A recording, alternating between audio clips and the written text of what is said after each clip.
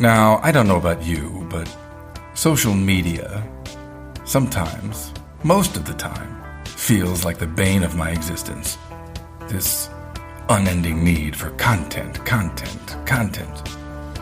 I post, I do what I need to do for this show, for my studio, but do I enjoy it? Not really. And I would venture to say that there are many of you out there, actors, artists, that feel the same way. So today, I'm bringing on social media consultant for actors Heidi Dean. She loves it, and she's going to show you how to flip around any kind of negative thoughts you might have about it so that you can use social media to your advantage. So put the phone back in your pocket. Creating Behavior starts now.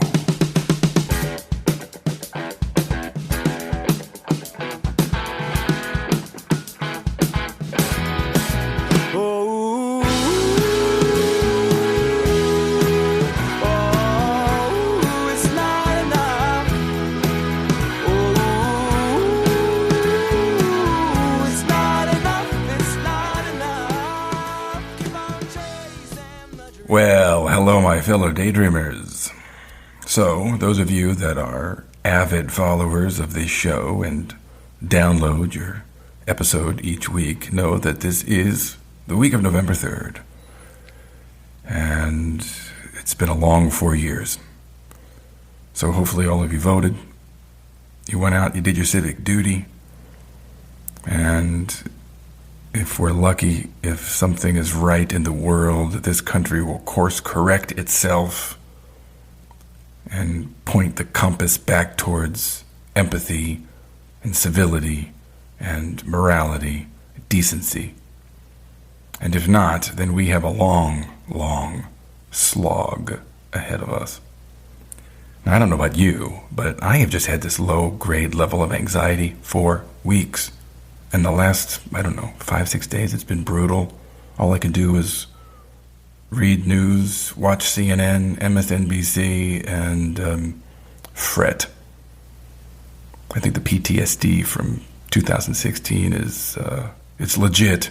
It's no joke. You can't trust any of these fucking polls. So hopefully next week when I come to you, we will have a new American world order. And I hope it's not violent. I hope that we all can handle this process smoothly. So, that being said, this week that we just finished, at least here on the home front, was very, very upsetting. We had to put down the crazy evil cat Mia. Now, Trish has had Mia for 19 years. 19. This cat lived and thrived, really. She had a wonderful life, and I had the privilege of knowing her for 3 years. Now, she never particularly liked me, and she didn't like me at all, actually. But we had our moments. And certainly here toward the end, she became a little bit more accepting of me. But of course, in human years, she's in her mid-90s. And you know what became really difficult, and I mean really difficult, were the nights. From about 1:30 in the morning to, I'd say about 6:30. Her dementia would get bad, and so she would wail, really loud, just meowing, piercing. And I was sleeping with earplugs in my ears. Trish was up and out of bed probably anywhere from 8 to 12 times a night. She would sleep on the floor with her, and of course, it's not sustainable. We tried giving her some gabapentin at night to kind of knock her out, but, what kind of life is that, So it got to a point where Trish had to make a decision, and I'm very proud of her. It's not easy. I think the toughest part was actually not actually putting her down, but the week before when she made the decision. This is the date. Let's do it. Next Friday, 1:30. And I had never experienced putting an animal down before. My childhood pet, Misty, this little peekapoo that we had for 17 years, died. I was in college. I was away. My parents, dealt with that. And, I certainly was sad, but she lived a very long life. But I hadn't ever been in the room while it was happening. So it was a new experience for me. And we did it from home, actually, which I would highly recommend to anybody that has to put down their pet. Do it at home. So, Trish was spending time with her as much as she could. She put in some nice, soft music. And 2 vets came over, really lovely, lovely women who had just a nice energy and a groundedness about them. And, they were dressed head to toe. They had all of their, protective equipment on, so they looked like they were coming out of surgery. But that's how they showed up, and we stood and talked for a bit. And what happens is they go in, and Mia had a little bit of gabapentin, so she was a little woozy, and they give her a quick shot that really knocks her out. And Trish sat with her, petted her. It was very lovely. And, I just kind of stood off to the side, and the tears are running down my face. It was incredibly sad and painful, to just see this happen. And once she gave over to that shot, then they come back in and they shave a little part of her leg and they inject the IV, and she crossed over in about 30 seconds. And then we all left the room, and, Trish and Mia had their last moments together. And then they come in and they put her on this really lovely, soft blanket, and they wrapped her up, and then they took her out, right out the apartment. And just like that, the Mia years came to an end.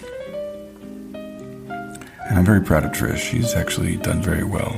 She's been sleeping on the couch with Wally the last couple of days. I think it'll take her some time to get back into the bedroom. We got rid of all of the Mia things, right? From the food to the litter box to her toys to the bowls. And just like that, you would never know that she was here. So anyway, that was last week, and now we're a 3-person family. I don't know what I'm going to do when I have to put Wally down. That's for sure. That's going to be a mess. I don't even want to think about that. So let's talk about social media for a second here before I kick it off to Heidi Dean. Listen, I don't enjoy it. I really don't. I mean, I do it because I know I have to do it and I know it's necessary. But it doesn't make me happy.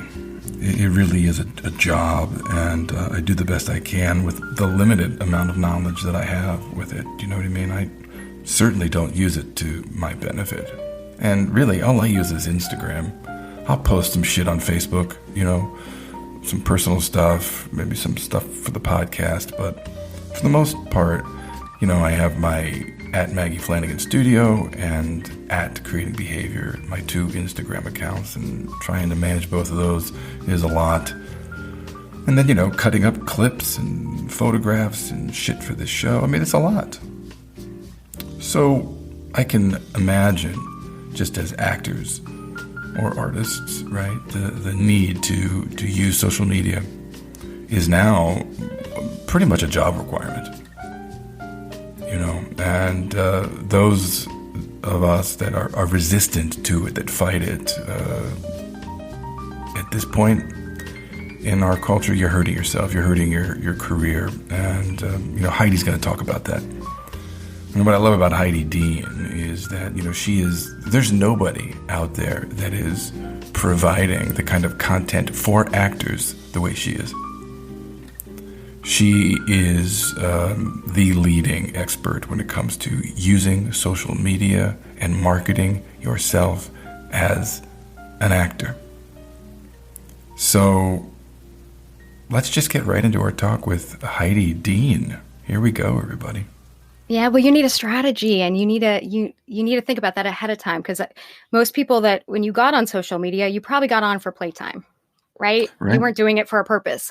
So you have to at some point stop posting and start going, okay, what story do I want to tell on social media? I always say, social media, especially platforms like Instagram that are so visual and have so much video, it's like the movie of you. And you have ultimate control what story you want to tell. You have ultimate control what parts of your life are going to be on the cutting room floor.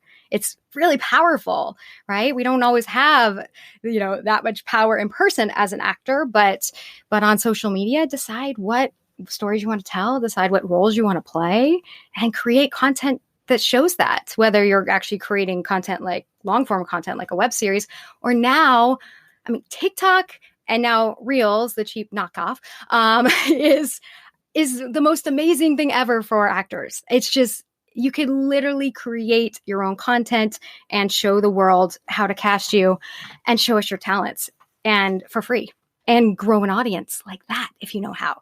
So it's amazing. I think it's the most amazing time ever to be an actor right now. Well, We have there's so more much power. work, and there's more work than there ever has been. I Hmm. mean, if you're well trained and you can run your business, like you're going to work. Yep. You just have to not quit and persevere. Yeah, and you just have to know. I think what I would tell my younger self, as an actress, was, every audition is really an opportunity for that next audition and to build a relationship. And that's what you don't realize when you're young. I told this story on Instagram recently, and it really, like, everyone just really loved it. I remember this was Sound of Music time. I remember I was probably about 24. I went in for an audition for Children of Eden at the Kennedy Center. I didn't book it, but I'd gotten callbacks for it. I was like, oh, this is good. This is going to be it, right? This is going to be awesome. And then I didn't book it. But then it was probably like 6 months later, I get a call from the casting director that's casting a huge tour of The Sound of Music. And not only did she ask me to come in for Liesel, she said, can you do me a favor and come in for Liesel? I was one of the only people auditioning that day, because apparently they had looked everywhere and couldn't find a Liesel. That still blows my mind. But all over New York City, the director didn't like anybody. I looked like the girl from the movie. So the minute I walked in, he was like, yes. And I could sing it, of course. But what I found out from the casting director later on was that at that Children of Eden final callback, the casting director had written Liesel in big letters at the top of my resume, because she knew she was casting that. I wasn't right, ultimately right for the part for Children of Eden, but that audition for Children of Eden, they saw me dance. They saw me dance. They saw me sing. They saw me act. I didn't even have to dance for my Sound of Music call to play Liesel, which I had to dance every night, Right, right? right. So my audition really, like, that first audition was my audition for Sound of Music. You don't go in there to book the job. You go in there to do good work, and they are going to remember you. I mean, Yep. like they do not forget good work because it doesn't come around very often. But most Yep. actors are just so caught up in the job. I want this role. I haven't had an audition in 3 months. And then all of these auditions become these precious little things that all of your energy and hope goes into. And it just can be so painful. Yeah. And you're doing them a favor. That's like, I will always remember those words. Heidi, can you do me a favor and come in for this? Can I do you a favor to come in for this? To be a lead role in this show that's going to go all over. Sure, I'll do you a favor. Yeah, right. But I had never thought about it that way, that I was actually doing them a favor. But I was, because I was missing puzzle piece in that whole show. They have a problem. They're trying to cast this, and you come in like, this is what I could do for you. I'm here to help Yep. you. Yep. So do you think that actors need to have a separate, like, just a professional presence? I think you need to figure out how to tell your story. It's social media is so different now than it was 5 years ago. In the past, we just had Facebook, right? So you might just have a profile that you let, be the inner club that you let certain people into, and then you had your page. But now there's so many platforms, and when I get clients or, students in my classes, and they come to me and they say, well, I have this personal Instagram and I have this public one, and I feel like I'm posting so much, but I need a plan for each one. I was like, well, you need one. And here's why. Because who are your friends in the business? Other actors, right? Like a lot of your friends. So where are they going to follow you? Both places, right? You need to choose one story. And I call it, when I work with people, I do an exercise called putting the me in your social media. And really it's a series of questions that help us uncover who you are, like your online persona, your online brand, your strengths, your weaknesses, your hobbies outside of acting. Your first lady cause, so or your first man cause. If you were first lady of the United States, what would you be passionate about? Who would you help? We could talk about that now. You don't have to wait till you're a celebrity to help dogs or children, or like, what do you do now? I mean, a lot of actors already volunteer for these, organizations and causes. So we have this big, long list of all these questions. It helps us figure out who you are. But then we go through and we start crossing things off. And we cross off what I call your nunyas. And it's a made up word. And nunyas are, think about if you saw any actor on a late night TV show, they have already told that host what topics are off limits, so they don't have to say none your business.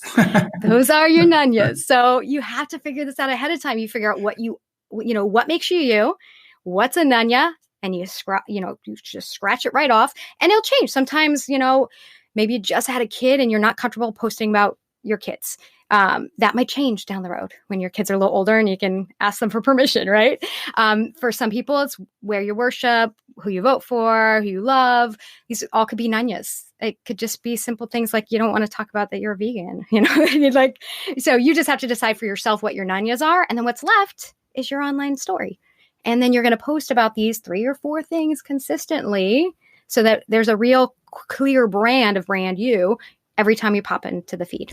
Okay. Do you think actors do you need to put something up every day? Is it like a five days a week, or you take 2 days off, or like? It depends what platforms. I think it's good to stay consistent somewhere every day, but I have a lot of clients that are very successful just posting 3 to 5 days a week. And that's somewhere. That might mean like Twitter one day and then repurposing things, right? I don't post on Instagram every day. I mean, actually, I'm only upping my post on Instagram because my reels are going like crazy. So I'm like, well, we'll do a little bit more. And I have a lot of them from TikTok already saved. But other than that, really, you would see me posting recently on my feed 1 time a week. I was playing in stories more. Yeah, well, there's so many parties on Instagram now. So you don't have to be everywhere. Just make sure you show up at the party somewhere. So sometimes you'd see me in the feed. Sometimes you'd see me in IGTV. Sometimes you see me in stories. Right now, you're pretty much seeing me on Reels like more often instead of the feed. I'm just pushing my. Why do you love that feature? That's fairly new. Yes. Yeah. Well, it's their ripoff of TikTok. I got on TikTok 3 months ago. Just hit 10,000 followers yesterday or 2 days ago. And I've had so much fun. It's scary. When I hit that first video, when I posted, I was terrified. I'm 40 years old, I'm not going to be like dancing like all the young kids on TikTok, who are probably going to end up listening to this since they follow me everywhere now. But I was so scared to hit that button. And the minute I did, I think it was so good for me because I feel like in the past 3 months, especially once I brought that kind of content over to Reels, my audience is seeing a whole nother side of me, a little quirkier, a little funnier, clever. Like that's always been there, but I didn't really have a medium to show it.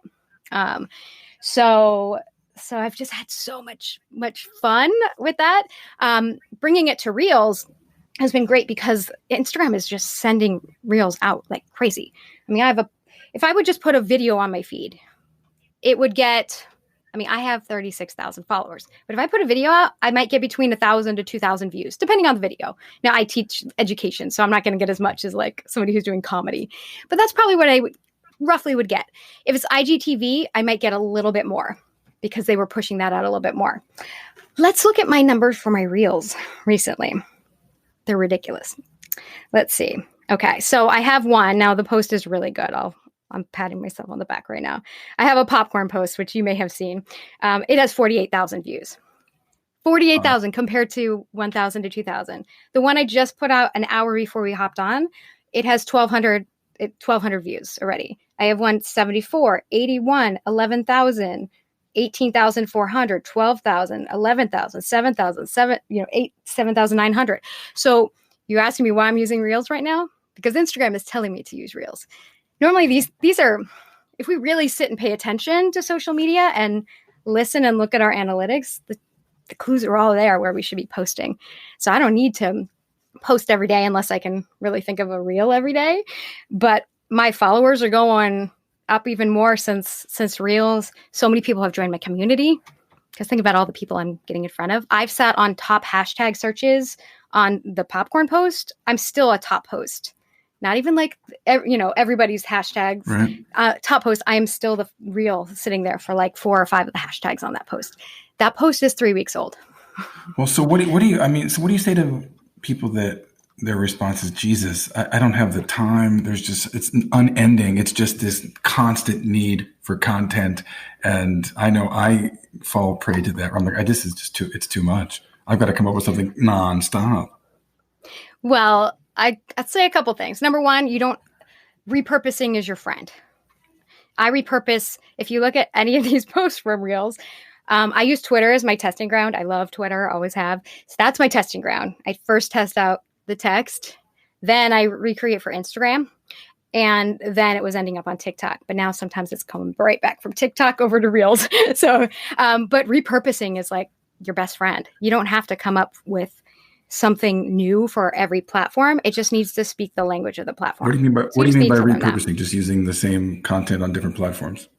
Yep. So using the same, you put something, just a funny thing that funny thing you saw, when you were in the subway in the city, you put it in text on Twitter, then you make a visual and you put it on Instagram, or maybe you just hop in stories and you tell us about it. Same thing, same post idea. You're just doing it in a different way. Maybe you, now with Reels and TikTok, maybe you actually like reenact it, or you actually take a video while you see it happening. Same thing, but we're doing it in the language and how people expect to take in content of that as that platform. I'm gonna do a video probably about it coming up on my YouTube channel that shows you how, like one of my posts, and you'll see this is the same thing from this channel to this channel to this network to this network. Same idea. I just had to, change what you were seeing, and that didn't take very much. The other thing I would say is baby steps. A lot of people, they try to hop everywhere first. Like my clients are like, how are you everywhere? And you seem like you're posting all the time. I'm actually not posting all the time. I'm posting somewhere, which makes you think I'm posting everywhere all the time. But I learned these platforms one at a time. I mean, I use them with my clients, but I learned them for myself. It was different when I was running them for actors than when I had to learn them as a business for myself. I needed to come up with a strategy, right? So I started with Twitter, 2015, added Instagram later that year, and then added, then Master Stories and everything else that came along. My Facebook page, I don't use as much, but I added a Facebook group.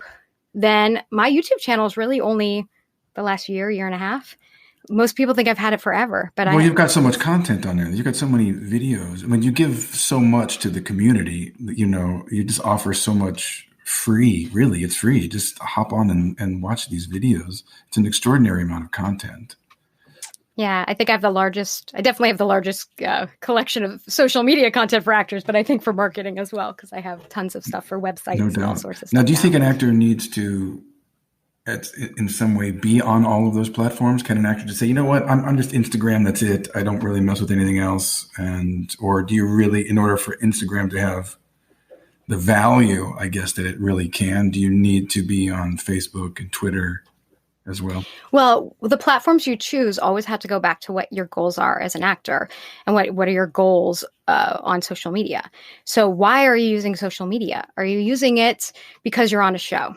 That's always the first thing you need to ask, because if you're on a show, are you getting asked to live tweet? Is the show you're on, if they're live tweeting, then you're on Twitter. Like if you're not, you're missing out on tons of opportunities and, a chance to grow a community who really loves you, right?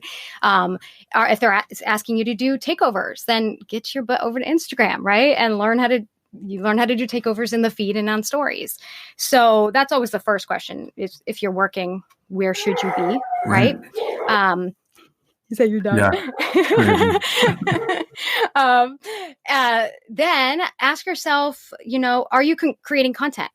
What kind of content are you creating? Because if you're creating short form content, then we might be on TikTok. We might be on Reels. You might be utilizing IGTV or YouTube. So you got to, talk yourself through those. Like, where do I want my content to be? And then really important, like one of the most important reasons to use social media is because you can actually grow relationships with people you don't know. And You can build, continue to build relationships and stay top of mind with the people you've already worked with. So then you have to ask yourself, where are the people that I already know? Where are they playing? And this might be an age thing too. And who do I want to know? What projects do I want to be a part of? What type of work do I want to do? Where do I find those people? Okay. So then a lot of people, after asking those questions, they go, oh my God, I don't really need a Facebook page at this point in my career because it's a lot of work and it's not helping me reach any of these goals. Yeah. Well, so you have to really start with what your goals are. I mean, that's the first place you got to start. What do I want to accomplish? Who do I want to meet? What kind of content am I creating? And then you don't have to be everywhere. I have some clients that are like really, really just rocking Instagram. I have clients that are comedians that just really like Twitter, and they have Instagram, but they don't use it as much, but they love Twitter. If you're going to use something like YouTube, obviously you're going to need more than YouTube to spread the word. You're going to want Instagram or Twitter, depending on how you like to talk. Another question I always ask is, are you more of a visual person or a words person? Because more often than not, it's my comedian clients that love Twitter, but they really can't stand Instagram unless somebody's like editing all their footage, right? So if you're more of a words person, or maybe you're an actor and a writer, or just an actor who loves text, you're going to like Twitter possibly better than Instagram. So really, you have to like the platform. After you've done the 101, you've learned how the platform works, give it a chance, then where do you like to play? That's why I'm still on Twitter. I love Twitter. And I feel like so many people abandoned it, and it just means like more room for me, right? Yeah. What do you love about it? Why do you like? Is that your favorite platform? It was until TikTok. Don't tell Twitter. Yeah. So up until recently, Twitter, like 100%, even though everyone thinks like, oh, it must be Instagram. No, it's actually harder for me to come up with content for Instagram. I'm always repurposing for Instagram. So you've been asked this a million times. Actors that say, fuck Instagram, fuck social media. I hate it. I'm an artist. I'm about the work. I don't really care about that. What are they cheating themselves out of? Well, I actually have a video on YouTube that's called 20 Reasons Why Actors Should Be on Social Media. So I would send them right there, but I'll give you 5 main reasons that would talk them into. And if it doesn't, then I actually want to question if they are really serious about being an actor. First of all, it's part of your job. It's really becoming part of your job. Your next contract could have posting requirements. It's definitely going to have posting guidelines, whether you're doing a Broadway show. I know my husband's recent show had all sorts of, posting guidelines and requirements. And, or are you going to be live tweeting or doing takeovers, right? It's becoming part of your job as an actor, and that's going to become more and more part of your job.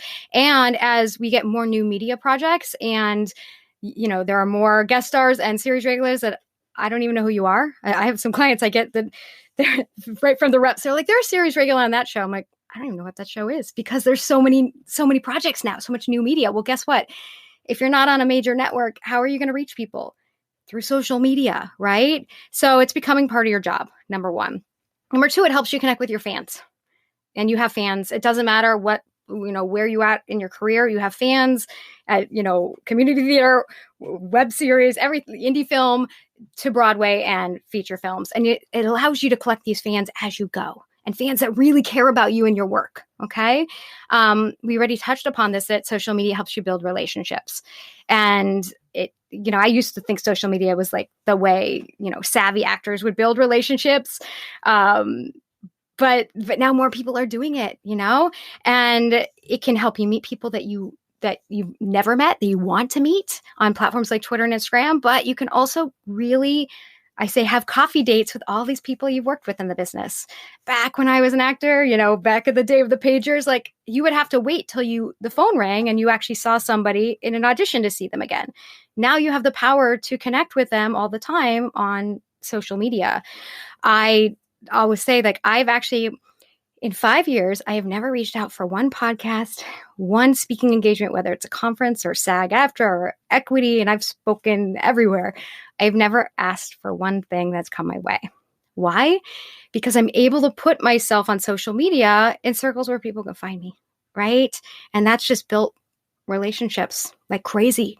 So an actor can do the same thing, right? Social media, if I didn't mention it, somebody else will. It can help you get cast, whether you like it or not. Numbers do get people cast, but the good thing is you have the power to actually build an audience yourself. It also can help you negotiate for more money. I have a client recently who actually did build their audience themselves. It wasn't like they were, a celebrity, and just was able to negotiate more money because guess why? There were posting requirements in his contract. And he's like, oh, well, that's great. But if you're going to require me to post, I'm already coming in with this built-in audience. You need to pay me for that.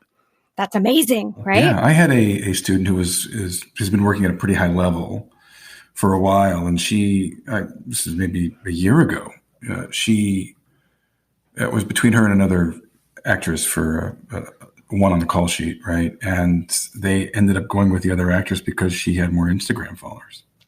Plain and simple. Yep, it happens.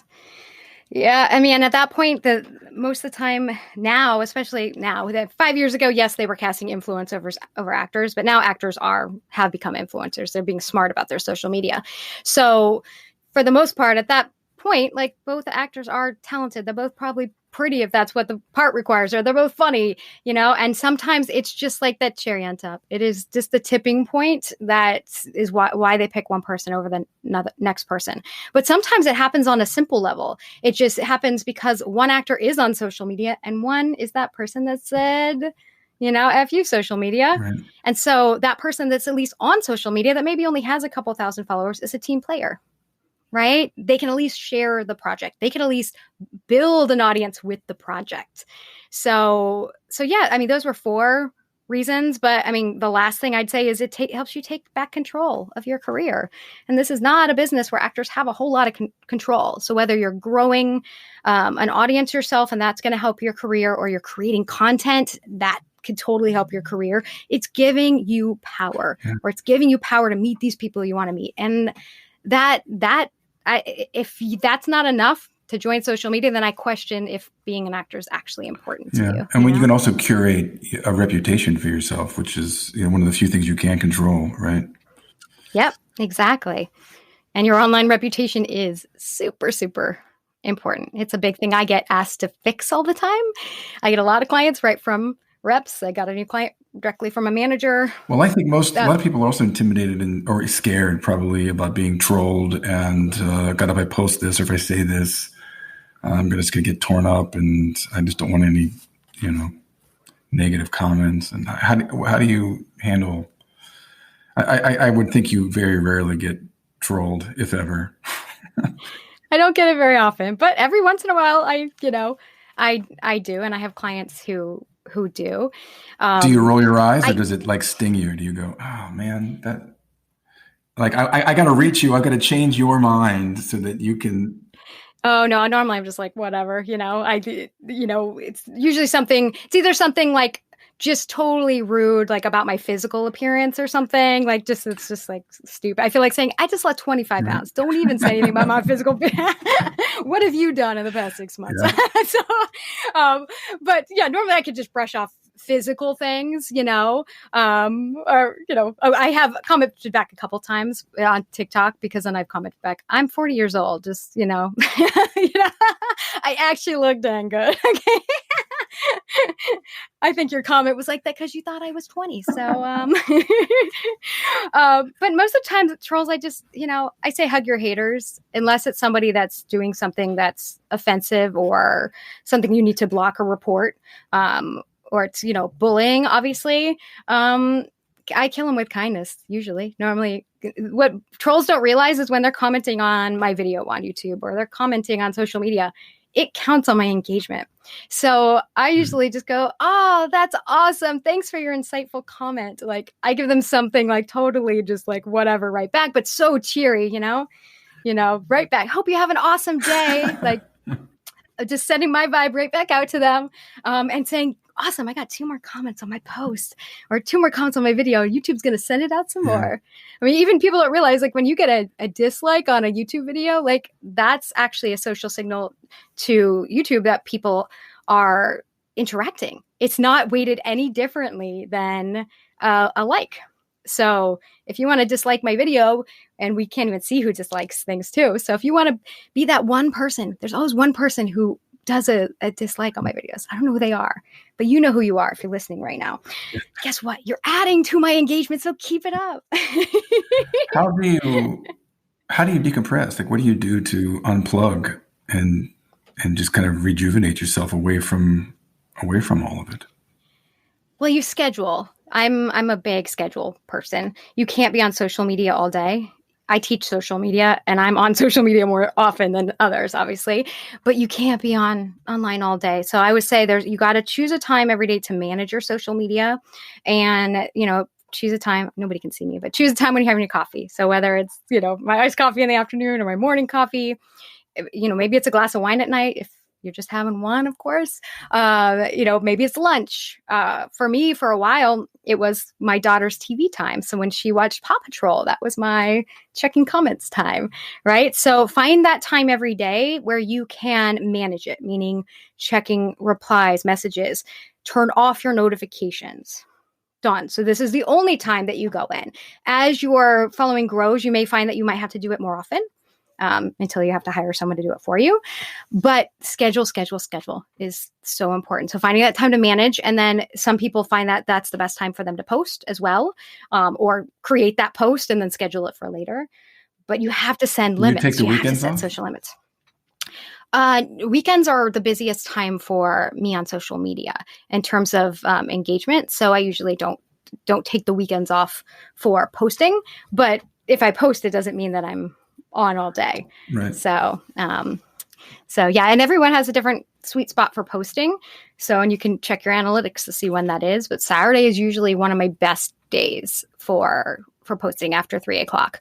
So if I don't post on that day, then I usually won't get as much engagement for the week. And for me, engagement means like people watching my YouTube videos and like people going places. And that's actually money for me too, because I monetize on YouTube. So I'm going to post on a Saturday. Yeah, for sure. When did you start your YouTube channel?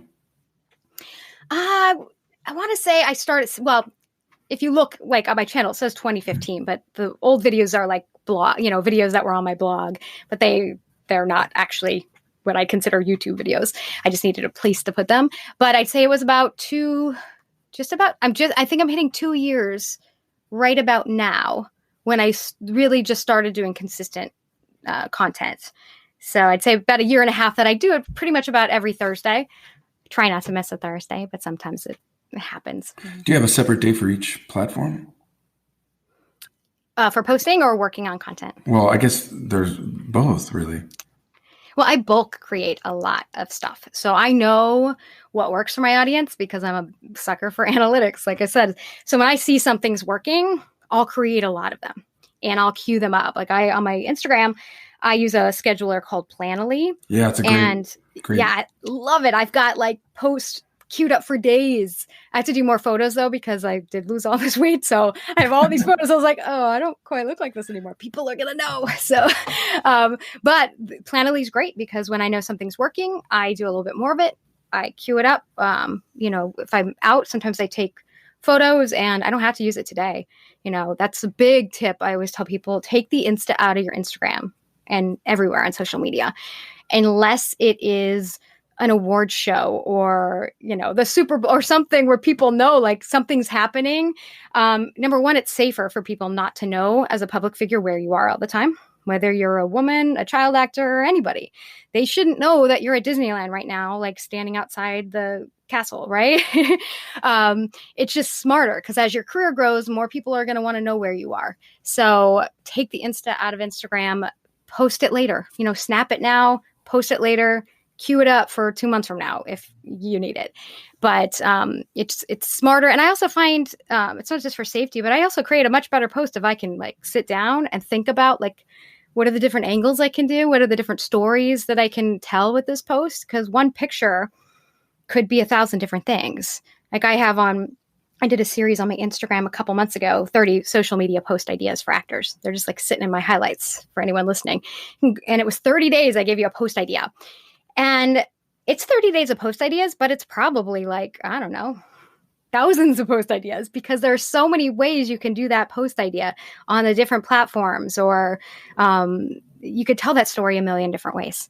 So So yeah, I think taking the Insta out of Instagram just helps me create better posts, and it's just safer. Maybe it's the mom in me, you know. So Do you miss acting? occasionally I miss performing, but I don't miss the grind of like going to auditions. I have terrible allergies too. So like the idea of, I remember back the years of touring and performing and like having to be healthy every day. And I was really, I was running back then. And one of the reasons I just had to have knee surgery years later, but I used to run like 50 miles a week. And, but so I was always into staying healthy and in shape, but it was hard, People don't realize how hard it is, especially when you're like singing and stuff, to keep that up 8 shows a week. So I don't miss that. I have the best job in the world. And I feel like right now, especially with all the content I'm doing for TikTok and Reels, I'm using so many skills that if I wasn't an actor, I wouldn't be as far along as I am now.